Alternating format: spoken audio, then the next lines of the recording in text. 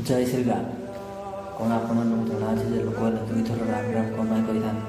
तो चलो मुझे आपको भिडियो कहूँ हिंदी वर्णावध अनुसार रो आसूसी 27 नंबर एंड ओ आसूसी 2 नंबर एंड मो आसूसी 25 नंबर एंड ये सब आम टोटाल काउंट करवा तो तार भैल्यू हूँ 54 एंड 54 को जब प्लस करेंगे तार भैल्यू हूँ 108 एंड 108 तो आप जानते हैं हिंदू धर्म अनुसार गोटे लकी नंबर।